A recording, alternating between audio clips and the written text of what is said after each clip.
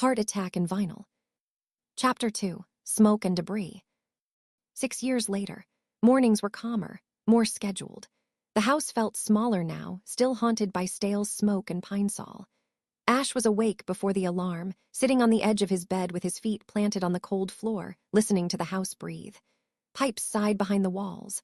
Somewhere down the hall, a radio murmured NPR at a volume just shy of silence. Outside, a lawn sprinkler snapped and stuttered in steady, mechanical beats.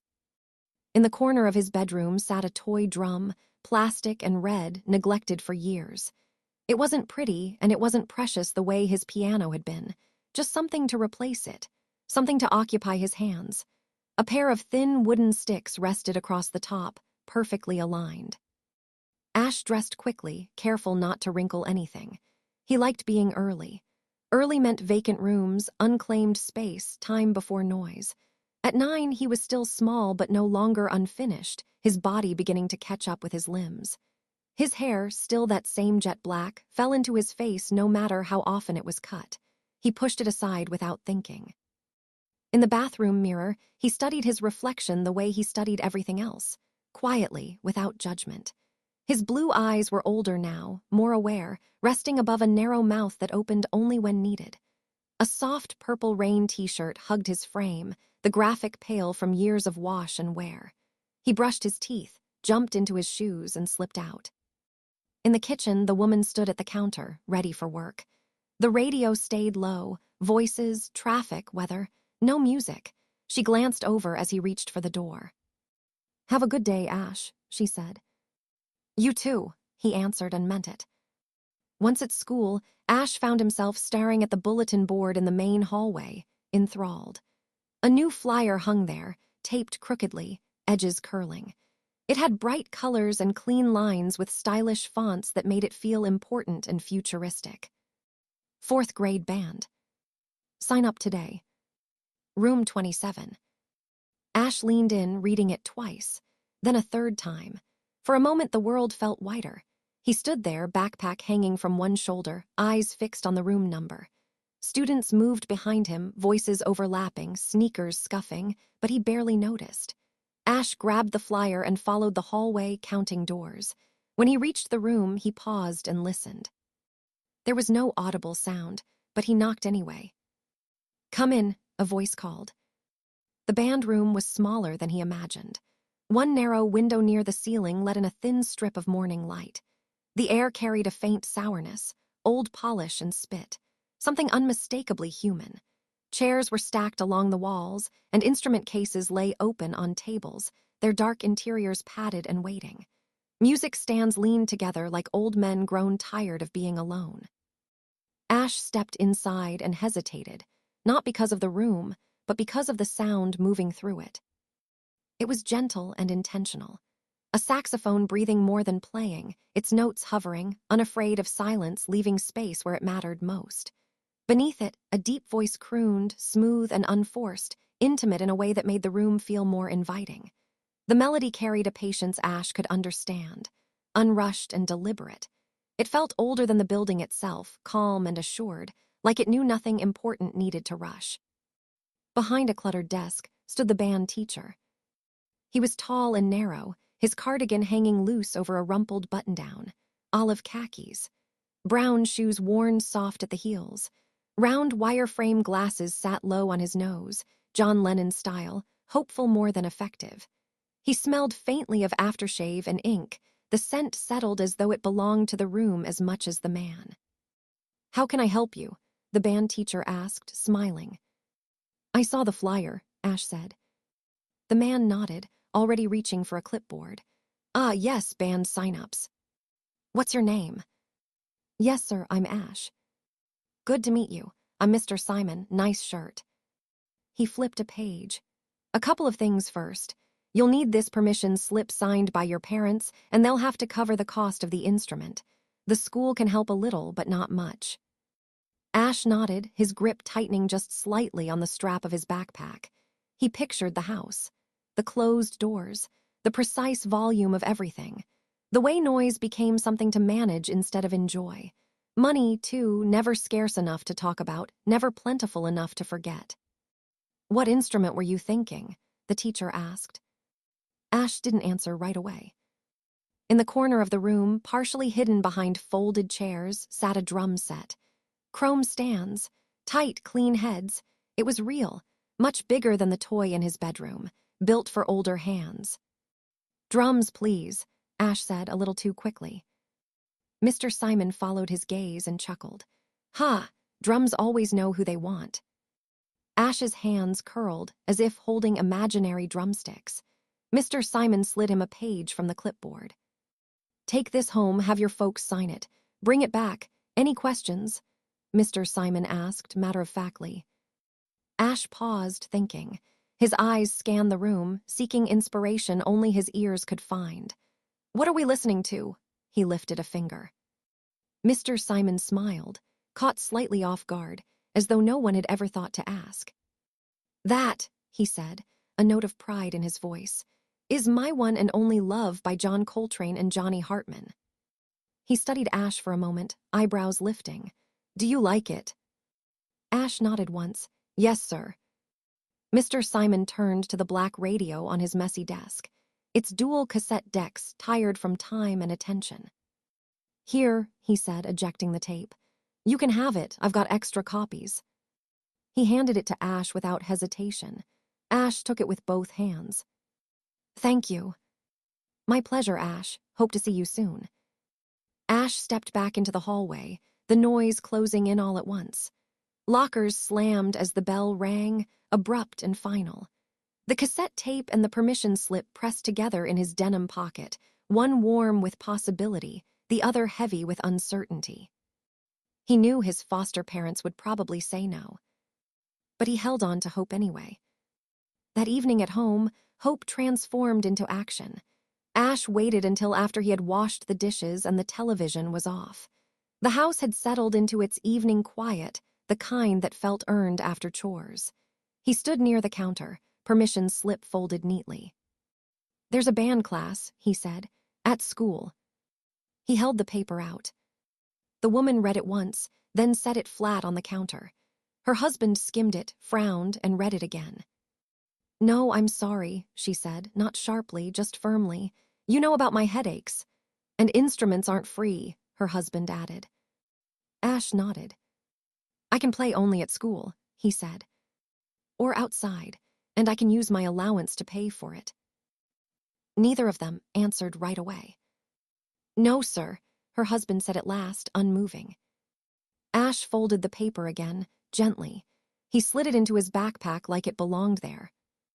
That night, with the door closed and the world fast asleep, Ash moved discreetly, darkness demanding diligence. He placed the permission slip into a drawer with his other keepsakes and closed it slowly, mindful of sound. He then eased onto his bed and into his headphones, letting the day fall away. His new cassette tape began softly, low and private. A piano entered first, whimsical then smooth, its notes placed with care, making space for a rich baritone voice, built to complement rather than command. A gracious sax joined gradually, never crowding, never rushing to be heard. Beneath it all, the faint sweep of brushes kept time without ever insisting on it. Ash stayed still as he listened. The album unraveled like a secret language he didn't yet know how to speak, only how to follow. One sound would begin a thought. Another would finish it. Silence was not an absence but part of the conversation, giving each expression room to breathe before the next one arrived. The music asked him to wait, and then rewarded him for doing so. It suggested that everything meaningful revealed itself in time, that understanding often came from waiting long enough to see what happens. Even when a melody seemed held back, something else found a way forward. As the album drifted into silence, Ash felt sleepy and settled. He no longer viewed the no as an ending, but as a pause, a rest between notes. He accepted it. He adjusted, embracing a patience the music had revealed. Over the following week, Ash remembered that not everything began the moment he wanted it to. He didn't beg. He learned when to ask and when to wait. He chose his moments carefully, passing tools to his foster father as he welded in the garage, standing beside his foster mother in line at the pharmacy, waiting until after dinner when stomachs were full and tensions were low. His voice stayed even. The answers always came back the same, just phrased differently. He negotiated. He wouldn't play in the house, not ever. He'd stay after school to practice, or the park. He made offers.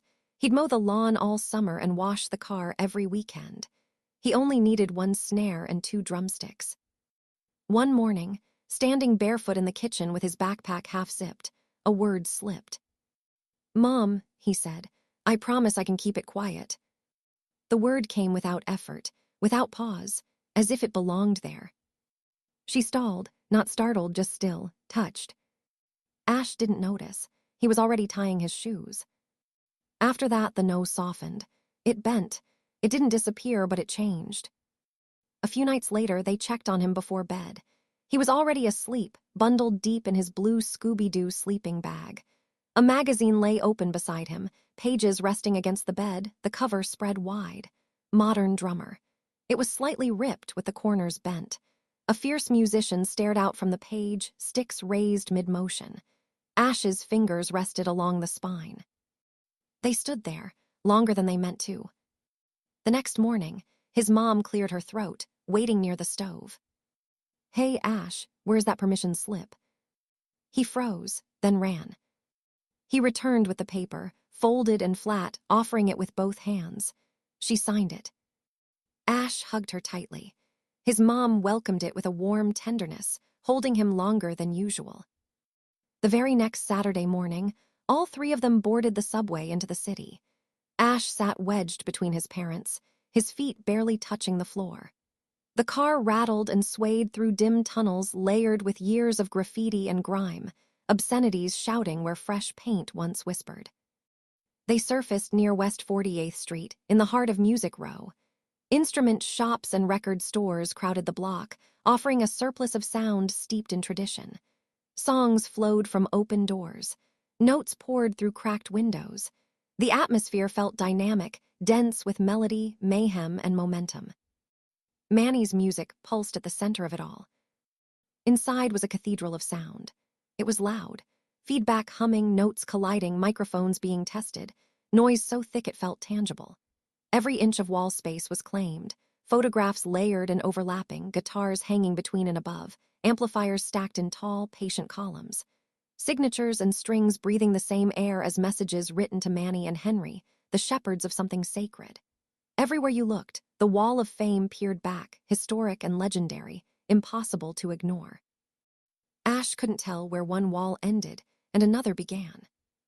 His parents guided him to the nearest counter, scanning the store for someone who looked like they belonged there. Ash's mom wandered off, distracted, as if she'd stepped into something familiar and couldn't help daydreaming. "You guys have fun. I'll find you later," she said. They spotted a young woman standing attentive near a register. Ash's father gave a small nod in her direction and encouraged him forward. "Go on," he said. Ash took 3 small steps, then stopped. His throat tightened. His stomach tensed. His mouth opened, but nothing came out. Whatever he'd meant to say stayed put. He stared at the floor, cheeks red, hands deep in his pockets. Ash's father gave him a moment, then stepped in, resting a steady hand between his shoulders. He spoke quietly to the employee, explaining in simple terms, 4th grade, band, snare drum. She listened without interrupting. When the conversation finished, she shifted her focus fully to Ash. "So," she said, lowering herself to his level, one eyebrow lifting, "you want to play drums, huh?" "Yes, ma'am." "How come?" Ash paused, his fingers tightening slightly in his pockets. "What do you mean?" he asked. She smiled a little. "Why do you want to play drums so bad?" She didn't rush. She let him think. He searched for the right words, then lifted his chin just a little. "Because they're meant to be loud." She chuckled, not unkindly. "This way," she said. Ash and his father followed the woman through a maze of glass counters and gruff customers toward the stairway. It was slim and steep, papered thick with old press photos and personal notes. With each step, the architects of jazz and rock seemed watchful from their frames, their scrawled names and sleek smiles marking a path that felt less like a store and more like a sanctuary. Halfway up, Ash's father slowed. A black and white portrait of Bob Dylan rested in a thin, dark frame, the glass clouded with age. The paper had yellowed at the edges. The ink of the signature had softened but not surrendered. He leaned in just enough to read the inscription. To Manny, keep one eye closed at all costs. Love, Bob Dylan. He stared, longer than he meant to. At the top of the stairway, the clerk led them to the drum department. The second floor opened into a riot of metal and color, towering double-bass kits in neon finishes, cymbals fanned wide like shields. Fluorescent bulbs vibrated above, casting a hard white light across chrome stands and varnished shells. The sound shifted as they moved deeper. Sharp cracks snapped through the air, quick and piercing. Practice pads answered with dull, rhythmic thwacks. A keyboard chirped in bright, synthetic bursts. The noise didn't bloom or echo. It stayed tight, immediate, pressing in. They kept moving, weaving through consumers and cables, until they reached the students' snare kits. Ash's mom found her way upstairs as the saleswoman placed a charcoal case on the counter. It looked like a piece of rugged, industrial luggage, its corners reinforced with steel caps, its spring-loaded latches waiting to snap open with a sharp, metallic clack. "This is a Ludwig acrylite," she said. 14 by 5, seamless aluminum shell, same as the pros use without the flash. Lightweight, durable, great student drum. Comes with the stand, practice pad, sticks, key, and the hard case. You won't outgrow this one." She opened it slowly. The snare drum rested perfectly centered, its shells smooth and pale, catching the overhead light evenly. Chrome lugs lined its body in precise intervals, polished and exact. The top was flawless, tight, bright, and unmarked. Each piece nested where it belonged. Ash leaned closer, without realizing he'd moved. The drum felt futuristic. It felt right, balanced and clean, like it was waiting. Not impatiently, not demanding, just ready. Something in his chest lifted. Not an excitement that needed to spill out, but a quieter confidence. A sense that this was something he could age with. Something that would stay with him if he treated it properly. Ash looked up. "Can we get it, Dad?" His father's expression shifted, just slightly. His jaw tightened, but his eyes softened. "We'll take it," he said. Ash embraced him without hesitation. His dad held him close, firm and certain, longer than he ever had. That afternoon at home, his dad cleared space in the garage, removing boxes, stacking paint cans, and sweeping. It wasn't much, just a few feet of concrete, but it felt ready. They set the stand up together, adjusting the height until the drum rested where Ash could reach it without stretching. His dad tightened a wing nut. Ash steadied the stand. Small, practical movements. Shared. His mom sat nearby, arms folded loosely in the lawn chair. "Be careful," she said. "It's brand new." "Yes, ma'am." Ash picked up the drumsticks. For a second he just held them, not nervous, not afraid, just aware. He struck the drum once. The crack was sharp and clean, bright against the concrete walls. It filled the small space without asking permission, clear and unapologetic. No one flinched. Ash hit it again, softer this time, then firmer, testing the rebound, feeling the way the stick answered back. The drum didn't resist him, it responded. No one said stop. Behind the chair, his dad stood with easy shoulders, sliding an amber vial into his mom's waiting hand. She swallowed the medicine dry as he struck a match, the sulfur scent mingling with the first notes of the snare. They relaxed with their cigarettes, eyes fixed on the garage, ears open to the new sound. Something inside Ash ignited. Not loud, not wild, just open. His staggered hits rang out in rough, green beats, before easing into a rhythm he didn't know he had. Later that evening, Ash grabbed his old toy drum and tossed it in the trash. The lid closed with a dull, dead sound. The snare would answer differently.